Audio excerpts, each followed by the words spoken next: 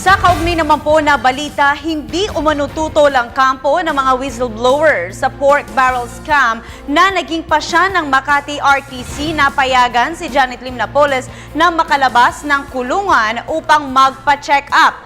Ayon po kay Attorney Livito Baligod, abogado ni Ben Herluy, karapatan din ni Napoles na sumailalim sa medical check-up at makapagpagamot sa iniindang sakit.